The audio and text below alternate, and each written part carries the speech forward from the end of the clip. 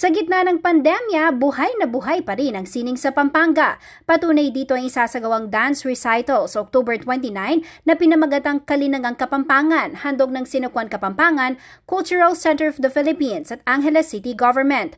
Ang Kalinangan Kapampangan ay virtual celebration ng sining at kulturang Kapampangan kasabay ng selebrasyon para sa Feast of Apong Mama Kalulu ng syudad. Ayon kay Peter De Vera, Creative Director ng Sinukuan Kapampangan, ang virtual dance performance ay recital mula sa kalinga ng sining virtual workshop on traditional Kapampangan dances na isinagawa ng Sinukuan Kapampangan at Cultural Exchange Department ng CCP nitong October 7 and 8.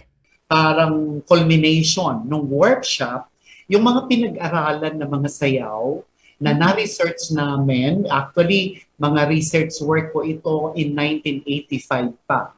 And we would like to present them siguro kasi I am preparing at least 25 dances, no, Kapampangan dances. Tampok sa Kalinangang Kapampangan ang piling miyembro mula sa iba't ibang paaralan at dance company sa Pampanga na magpa-perform ng iba't ibang interpretative dances na magpapakita sa kultura ng mga Kapampangan, gaya ng Balsa de Bacolor, sayaw ng Florida Blanca, panghuhuli ng dalag at panghuhuli ng palaka dance. Ayon kay De Vera, kinakailangan pa raw nilang mag-shoot para sa virtual dance recital. Nagkaroon kasi ito ng location shooting. Alam mo na, hindi allowed pa yung live, ano? So what we are trying to do is, sabi ko, sige, mag-location shooting tayo na very limited lamang yung dadating para at least mas maging maayos.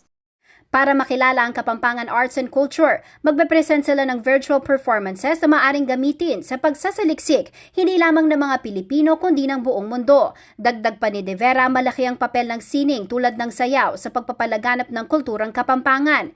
Higit sa pagbibigay ng kasiyahan, sa bawat sayaw may nakapaloob na kwento ng mga Kapampangan at ang mga kabataan na magsisilbing performers may natututunan din. This is very educational. This is very informative. Or if you are a Kapampangan, ang mga itatanong sa iyo pag napunta ka sa ibang lugar, ano ang pagkain sa Pampanga? Yes. So, kung halimbawa pagkain, ay maraming isda sa amin kasi yung sayaw na ganito ay natutunan ko, no? Ang mga tugak sa amin or yung palaka ay kinakain, it's one of the delicacy. So this also can give information. And if you know these dances, pag alam mo itong mga sayaw na ito, hindi lamang yung alam mo kung ano ka, ano yung kultura mo, no? Pero nasasabi mo at naibibigay mo kung anong klaseng tao tayo, kung ano ba yung naipagmamalaki natin. At bilang pagbabatuloy sa pagpapakilala sa kulturang Kapampangan, ibinahagi ni De Vera ang planong paglalabas ng libro. Tampok ang mga sayaw ng Kapampangan na maaring ituro ng mga guro sa mga estudyante, gayon din sa lahat ng mga Pilipino at maging sa buong mundo. Mapapanood ang virtual dance recital sa October 29 via Facebook live stream ng Sinukuan Kapampangan.